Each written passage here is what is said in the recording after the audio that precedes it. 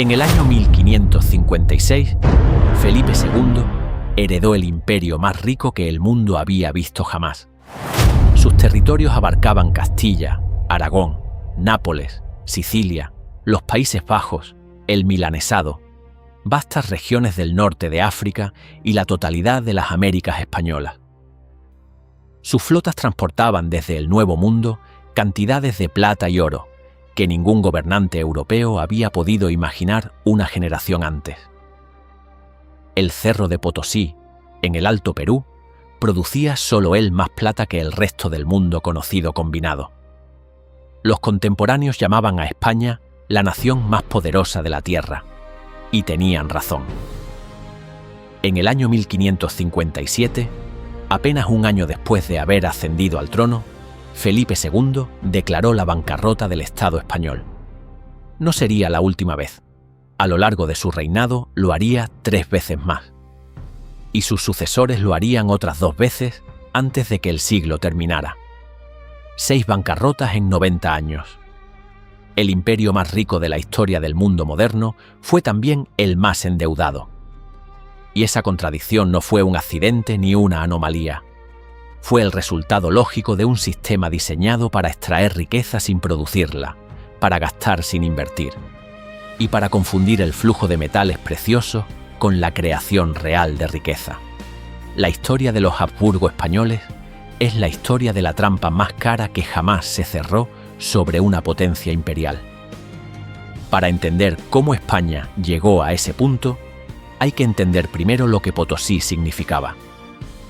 El cerro descubierto en 1545 en el altiplano andino a más de 4.000 metros de altitud era literalmente una montaña de plata. Las vetas del mineral eran tan ricas y tan superficiales que en los primeros años de explotación bastaba con excavar unos metros para encontrar mineral de una pureza extraordinaria. La ciudad que creció al pie del cerro en el espacio de unas pocas décadas pasó de no existir a ser una de las mayores concentraciones urbanas del hemisferio occidental. En 1600, Potosí tenía más de 150.000 habitantes, más que Londres o París en aquella época. Era una ciudad construida enteramente sobre plata, alimentada por caravanas de llamas que traían alimentos desde centenares de kilómetros de distancia, vestida con telas europeas que llegaban por el puerto del Callao tras meses de travesía oceánica, iluminada por velas de sebo que costaban fortunas a esa altitud, donde el aire era demasiado escaso para que ardieran bien. Todo en Potosí era un exceso, y todo ese exceso era posible porque la montaña seguía sangrando plata en cantidades que no tenían precedente en la historia de la minería humana. El mecanismo que hacía funcionar esa extracción no era la tecnología, sino la coerción. El sistema conocido como la mita era una institución laboral heredada del Imperio Inca y reconfigurada por los administradores coloniales españoles para servir a los intereses de la corona. Bajo la mita de Potosí, cada comunidad indígena en un radio de cientos de kilómetros estaba obligada a enviar una séptima parte de sus hombres adultos a trabajar en las minas durante periodos de un año. Los mitayos, como se llamaba a los trabajadores forzados, realizaban las tareas más peligrosas y brutales del proceso de extracción. Descendían por escaleras de cuero a profundidades de 200 y 300 metros. Cargaban sacos de mineral en la espalda mientras ascendían por esas mismas escaleras durante horas. Respiraban el polvo de cinabrio del proceso de amalgamación con mercurio que se utilizaba para refinar la plata. La mortalidad era sistemáticamente devastadora. Los cronistas de la época calculaban que la esperanza de vida de un mitayo una vez ingresado en las minas era de entre 3 y 4 años. Las comunidades indígenas del altiplano andino, que ya habían sido diezmadas por las epidemias del primer contacto, perdieron en las décadas siguientes de explotación minera una proporción de su población que convirtió regiones enteras en paisajes casi despoblados. Potosí fue construida sobre los huesos de un continente. La plata que salía del cerro viajaba hacia el norte en convoyes de llamas y mulas hasta el puerto de Arica, desde donde era embarcada hacia el Callao y luego hacia Panamá. En Panamá cruzaba el istmo por tierra hasta el puerto de Portobelo en el Atlántico donde esperaba la flota de Indias, el sistema de convoyes escoltados que realizaba 2 viajes anuales entre América y Sevilla. La casa de contratación de Sevilla registraba cada cargamento, cobraba el quinto real, la quinta parte que correspondía a la corona, y distribuía el resto entre los comerciantes y financieros que habían invertido en las expediciones. Entre 1503 y 1660 llegaron a Sevilla aproximadamente 16 millones de kilogramos de plata y 185.000 kilogramos de oro procedentes de las Américas. Eran cifras que no tenían precedente en la historia económica del mundo. Y sin embargo, esa riqueza torrencial no enriqueció a España.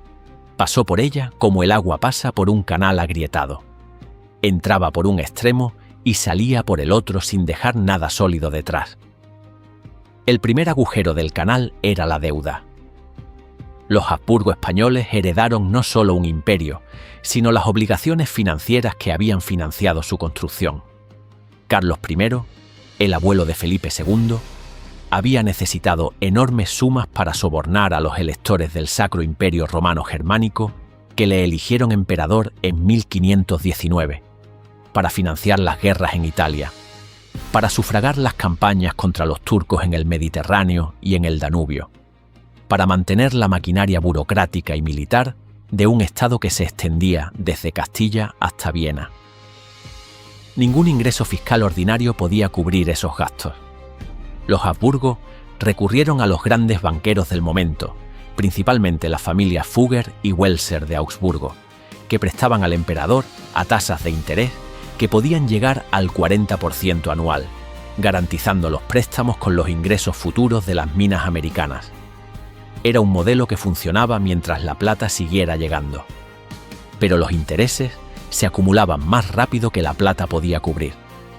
Y cuando llegaba el momento de refinanciar la deuda, los nuevos préstamos incluían los intereses vencidos del anterior, creando una espiral de endeudamiento que ninguna cantidad de plata podía detener definitivamente.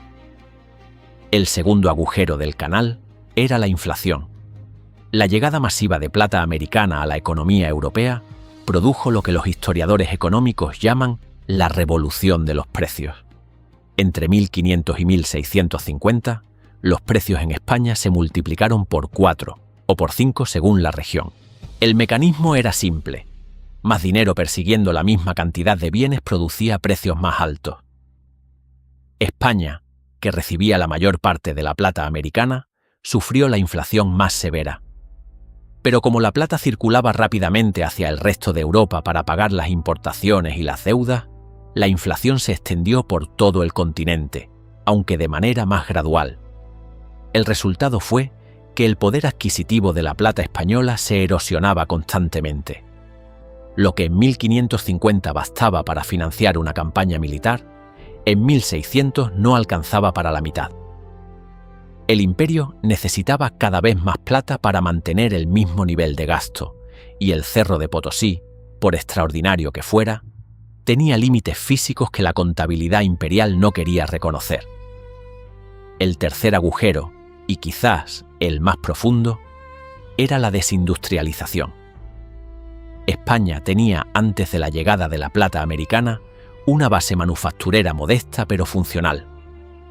Talleres textiles en Castilla, industria naval en el País Vasco y Cantabria, artesanía en las ciudades andaluzas.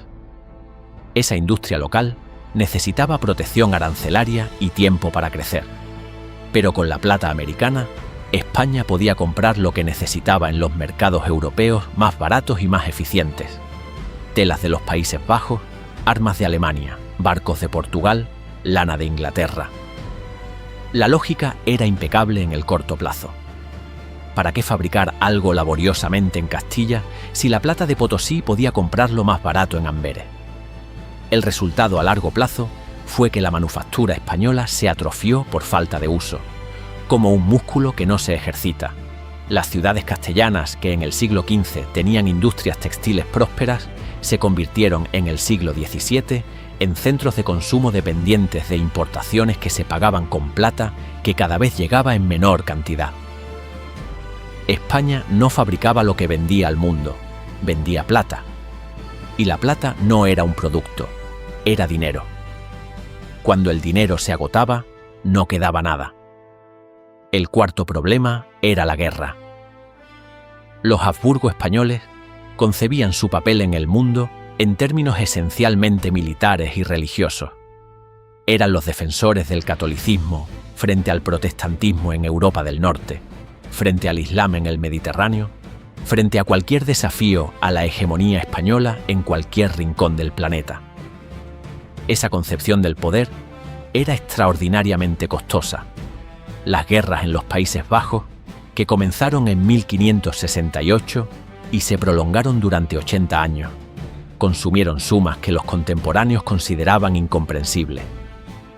Se estima que el coste total de la Guerra de Flandes para la corona española fue de varios cientos de millones de ducados, una cifra que supera la totalidad de la plata americana recibida durante el mismo periodo. La Armada Invencible de 1588, el intento de invadir Inglaterra, costó por sí sola aproximadamente 10 millones de ducados y fue destruida no por los cañones ingleses, sino por las tormentas del Atlántico Norte. Cada fracaso militar generaba la necesidad de un nuevo préstamo. Cada nuevo préstamo generaba nuevos intereses, y los intereses se pagaban hipotecando los envíos futuros de plata, lo que significaba que la plata que llegaba de América ya estaba vendida antes de tocar suelo europeo.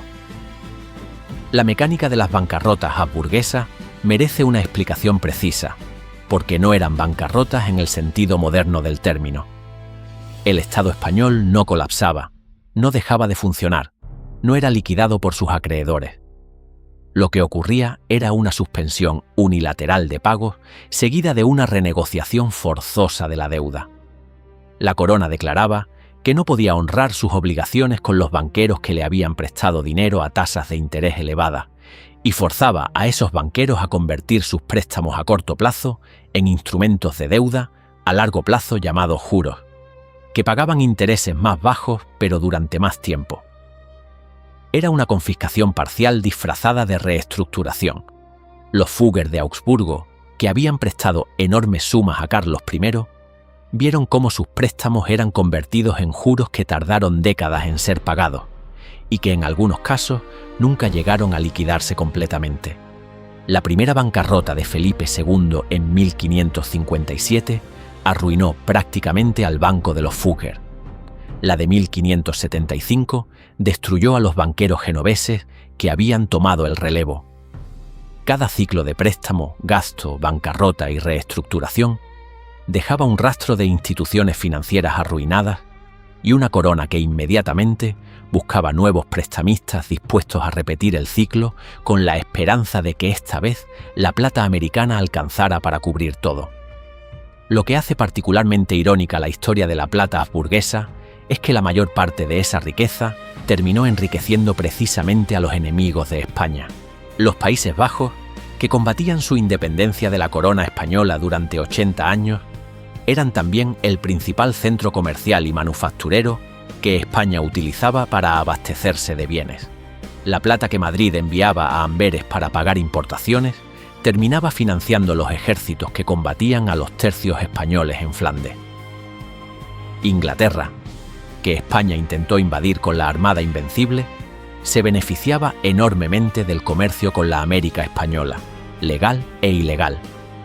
Los comerciantes ingleses que pirateaban los galeones españoles en el Caribe no eran simplemente piratas, eran instrumentos de una política de redistribución involuntaria de la riqueza colonial española hacia las economías del norte de Europa. Y China, en el extremo opuesto del mundo, absorbió cantidades colosales de plata americana a través del comercio del Pacífico, el llamado Galeón de Manila, que transportaba plata de Acapulco a Filipinas a cambio de seda, porcelana y especias chinas. Se estima que entre un tercio y la mitad de toda la plata extraída en América durante el período colonial terminó en China. El Imperio del Centro acumuló la plata del Imperio Español mientras los Habsburgo acumulaban las deudas. La paradoja final se manifestó con mayor claridad en el siglo XVII, cuando la producción de Potosí comenzó a declinar. Las vetas más superficiales y ricas habían sido agotadas. Las minas eran cada vez más profundas, más costosas de explotar, más peligrosas. El rendimiento del mineral disminuía año tras año. Los envíos de plata a Sevilla, que habían alcanzado su máximo en la década de 1590, comenzaron una caída que se aceleró a lo largo del siglo XVII. Y en ese momento se reveló la fragilidad estructural de todo el sistema. España había construido su posición imperial sobre un flujo de plata que era físicamente finito. Cuando ese flujo comenzó a agotarse, no había ninguna base productiva doméstica que tomara el relevo. La manufactura había sido destruida por décadas de competencia con importaciones financiadas con plata. La agricultura castellana había sido abandonada por generaciones que preferían emigrar a las ciudades o a las Américas en busca de fortuna. Las instituciones financieras que podrían haber canalizado el capital hacia inversiones productivas habían sido arruinadas por sucesivas bancarrotas. Lo que quedaba era un Estado con enormes obligaciones militares, una aristocracia orgullosa de su ocio y su sangre, una iglesia rica en tierras improductivas y una economía que ya no sabía fabricar nada. Los economistas del siglo XX identificaron en la experiencia española el prototipo de lo que llamaron la maldición de los recursos, el fenómeno por el cual los países que descubren yacimientos extraordinariamente ricos de materias primas tienden a desindustrializarse, a volverse dependientes de la renta extractiva, a desarrollar instituciones corruptas y concentradoras de riqueza, y a terminar más pobres en términos relativos que sus vecinos que carecen de esos recursos, pero se ven obligados a desarrollar economías productivas para sobrevivir. España en el siglo XVI fue el primer gran experimento de esa maldición a escala imperial. La plata de Potosí no fue la solución al problema del financiamiento habsburgués, fue el problema. Porque permitió a la corona española evitar durante un siglo y medio las reformas fiscales, institucionales y económicas que sus vecinos europeos estaban desarrollando bajo la presión de la necesidad. Mientras Francia construía un aparato fiscal moderno, mientras los Países Bajos desarrollaban los mercados de capital más sofisticados del mundo, mientras Inglaterra comenzaba el proceso que culminaría en la Revolución Industrial, España contaba plata. Y cuando la plata se acabó, el retraso acumulado era ya imposible de compensar. Felipe II murió en 1598 dejando una deuda de 100 millones de ducados, aproximadamente 10 veces los ingresos anuales de la corona. Su hijo Felipe III declaró la bancarrota en 1607. Su nieto Felipe IV lo hizo en 1627 y de nuevo en 1647. Cada bancarrota era seguida por el mismo ciclo. Nueva renegociación de la deuda, nuevos préstamos a tasas más altas, nuevos compromisos sobre los envíos futuros de plata, nuevas guerras que hacían imposible el ahorro, nueva bancarrota. El sistema era perfectamente circular y perfectamente destructivo. Y los hombres que lo gestionaban lo sabían. Los arbitristas, economistas y pensadores españoles del siglo XVII escribieron análisis del problema con una lucidez que resulta casi dolorosa de leer retrospectivamente. Describían con precisión los mecanismos de la desindustrialización, de la fuga de capitales, de la improductividad de la nobleza y del clero, de la dependencia de la plata americana. Sus análisis eran correctos, sus propuestas eran razonables. Y no fueron escuchados, porque escucharlos habría significado tocar los intereses de la aristocracia, de la Iglesia y de la corona misma. Era más sencillo esperar el siguiente galeón de Indias. El Cerro de Potosí sigue en pie hoy, en el territorio de Bolivia, a 4.000 metros sobre el nivel del mar. Es una montaña visiblemente erosionada por siglos de extracción, con la forma característica de una pirámide truncada que los mineros fueron vaciando desde dentro. Se estima que entre 1545 y 1800 se extrajeron de esa montaña aproximadamente 45.000 toneladas de plata pura. Esa plata construyó las catedrales de Sevilla y de Lima, financió los ejércitos que intentaron sofocar la reforma protestante en Europa del Norte, pagó los intereses de los banqueros de Augsburgo y Génova y fluyó hacia China para comprar seda y porcelana que los nobles españoles consumían con la despreocupación de quienes creen que la riqueza de la tierra es infinita. Lo que no hizo fue construir una economía. Lo que no hizo fue crear instituciones capaces de generar prosperidad cuando el mineral se acabara. Lo que no hizo fue enseñar a España a producir en lugar de extraer. La montaña más rica de la historia del mundo moderno dejó tras de sí 2 siglos de deuda impagable, una industria arruinada, un continente americano despoblado por el trabajo forzado y la demostración más cara y más contundente de una verdad que las potencias extractivas de todos los tiempos han ignorado sistemáticamente: que la riqueza que no se construye no dura, y que la riqueza que se roba a otros tampoco.